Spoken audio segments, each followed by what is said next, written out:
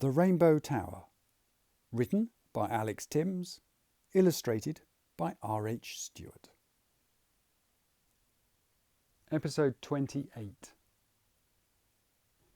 Jed prayed he had the right place as he watched the workmen loosen the panel. He'd thought of using the phone, but as he was in the growing area, he knew the plans would be hopelessly out of date. Instead, he turned it over in his hand, inside the pocket of an old pair of violet overalls they'd found for him that just about fitted. Phillips had cheerfully admitted he'd burnt the old clothes, but in recompense had managed to find Jed a pair of boots that matched. "Are you sure about this?"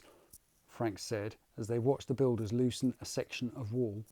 "There could be hundreds of enforcers the other side ready to charge in." "If they could levitate," Phillips said in an amused voice. Frank glowered at him, while Fox didn't say anything. The workman turned to look at Fox. Clearly the panel was ready to be removed, but he had the final say. Jed realised he was holding his breath. If he was wrong... Fox nodded. The men took the section away with practised ease. There was none of the struggling there had been in green. These people knew how the components fitted together so could take them apart with little trouble, even those parts they weren't supposed to. The wind whipped through the opening as soon as it was revealed, and those not carrying the panel stood and stared. "What is that?" Frank shouted above the wind as he walked forward, incredulous. "It's another tower," Fox said as they all stared at the tall black skeleton of the structure just opposite them. "We'd no idea." "The chief executive, directors and top management knew," Jed told him, trying to be heard above the whistle of the air coming in. "They all have balconies off their offices." Silently, he included his mother in that list. "It's yet another secret they like to keep to themselves." Fox thought for a moment. "And I guess what you want to know is how to get there," he said, pointing towards the black tower. Jed nodded, expecting them to say it was impossible and there was no way it could be done. "That's quite a challenge you've set us," Fox said as they were all walking away from the opening. "But we should be able to do it." "See any enforcers yet?" Phillips shouted to Frank. Frank aimed a swipe at his smaller brother, but Phillips ducked it with practised ease. "You two, stop it," Fox said without even looking at them. "Phillips, how long to bridge that gap?" "Well, to grow a proper bone arch, 40 or 50 shifts easy," came the reply. Jed shook his head. That's no good. That thing could be here in hours." "Instead of an arch, what about a suspension bridge?" It was Frank. He didn't look at Jed as he spoke. From what Mrs. F had told him about her second son, Frank would never admit he'd been wrong. Trying to help was the only apology Jed was likely to receive. "You know, like we did across the fairway on a golf course." Jed wanted to ask what a golf course was, but he didn't have the chance. The conversation was going too fast. "Yeah, but there's no way that deck's long enough," Philip said, frowning. "What's happening?" It was Francis who'd come to join them. "However, if we use the one for the ski slope," Phillips went on, his face lighting up, "that's pretty much finished growing. I bet it isn't far short." Not knowing what a ski slope was, Jed felt as blank as Francis's expression. "OK," Fox said, clapping his hands. "Phillips, you check out the ski slope. Frank, I want you to source the cables. Francis, we need a team to collect tools and fixings. That's you. Now go." Jed watched as these few mobilised more men who in turn drew even more men into action. Fox stood beside him. What's a golf course?" Jed asked. "And what's a ski... well, you know." "Ski slope," Fox said.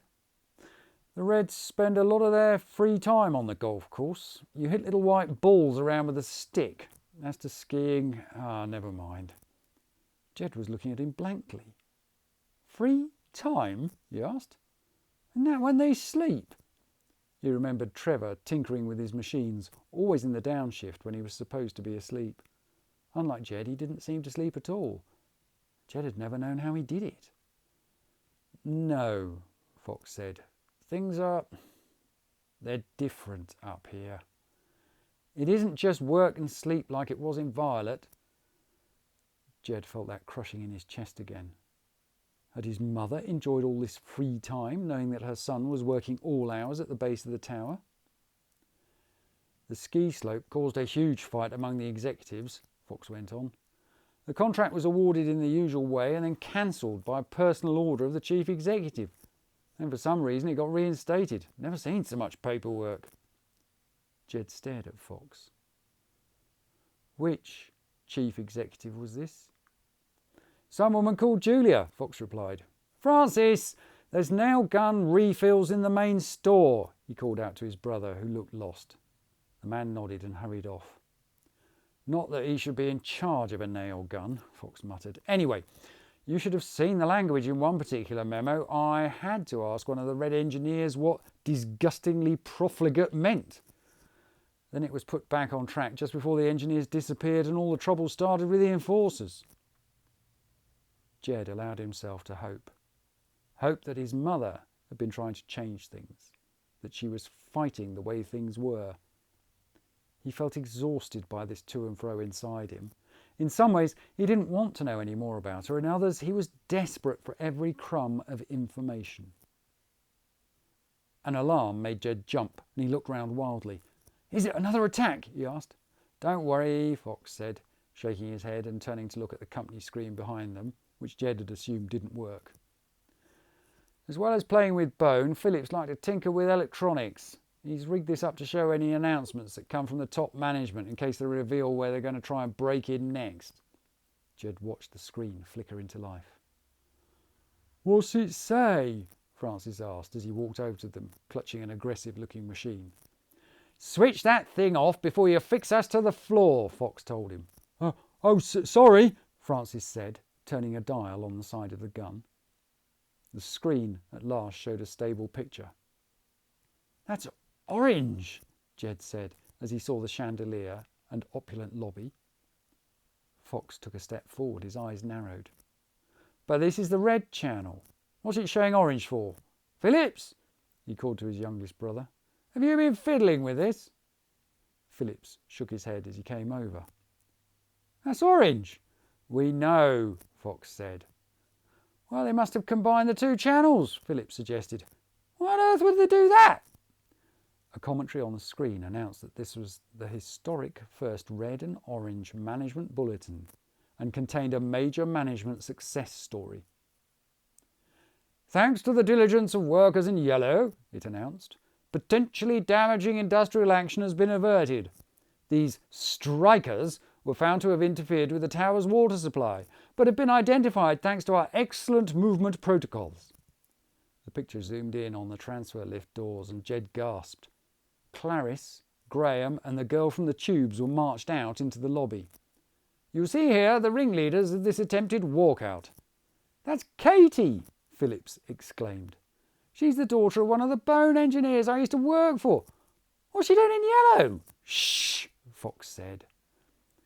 They are being taken to new HR to face an industrial tribunal chaired by Chief Executive Swenson himself, the commentary continued. Fox turned away. Well, they've had it, he said. Come on, everyone. We've work to do. What do you mean? Jed asked. Fox turned to him. They're going to new HR. It's where they make the enforcers and from where we only just managed to escape. We'd be there now wearing those stupid gowns if Fergus hadn't stayed to cover our escape and Phillips hadn't known to climb up the inside of the bone columns. Jed looked at all the workers busying themselves, carrying materials and using tools he couldn't identify, let alone use. That's when he knew what he must do. He hurried to catch up with Fox again. I need to go back down, he said. Fox stopped and stared at him. What? I have to break into new HR. What in tower would you want to do that for? Fox asked. 2 reasons. 1, I promised I wouldn't leave them behind. Fox went to interrupt, but Jed wouldn't let him. And 2nd, we know Swenson is going to be there. He's the key to letting everyone through from yellow. Without him, They're all going to die down there, and there will be no one to use your bridge. I have to go." "New HR isn't somewhere you pop in and out of," Fox said calmly. "They'll capture you, mind wipe you before you know what's happening. Do you really want to be one of them?" He pointed towards the shackled prisoners. "Besides, how'd you get in there? We're surrounded by enforcers." "Well, the same way you came up," Jed said. "Oh no, you can't use the bone," Phillips chipped in. "It's too unstable. We barely made it through ourselves, and every shift it gets worse." "Then I'll find another way," Jed said, taking out his phone. Suddenly, the building site was filled with green light from the projection. Jed skimmed through the plans, whirling from one floor to another, looking at the rough area he knew orange to be. Phillips stared. "You've got a whole blueprint," he breathed. "Where did you get this?" "My great-grandfather was the architect," Jed said. "Here," he exclaimed, jabbing his fingers at some tubes leading in from the outside curtain wall. "What are these?" "Well, self-cleaning ducts," Philip said, squinting at them. "They're only 18 inches across." "I've been in smaller," Jed said with a shudder, remembering the waste pipe through to the atrium toilets. "Slippy too. They release stuff to clean the photovoltaic glass." "It's the only way in, as far as I can see," Jed said, shutting down the plans. "This isn't a good idea," Philip said, shaking his head. "But it's better than sitting around here watching you doing all the work and leaving everyone to find their own way here." "Are you sure about this?" Fox grunted. Jed nodded in reply, his face set. "And you better get ready. The only way to reach those ducts is down the outside." Thank you very much for listening to The Rainbow Tower. To see more of R H Stewart's excellent artwork, you'll find him on Instagram at roy.hootson.stewart. For Alex Tymms, why not try the novel OutCaste at ao3.com? Or, for something completely different, check out the Amier series on YouTube or at amier.com, also by Alex Tymms. The Rainbow Tower. Text copyright Alex Tymms. Illustrations copyright R H Stewart. The right of Alex Tymms and R H Stewart to be identified as the author and illustrator of this work has been asserted in accordance with the Copyright Designs and Patents Act 1988.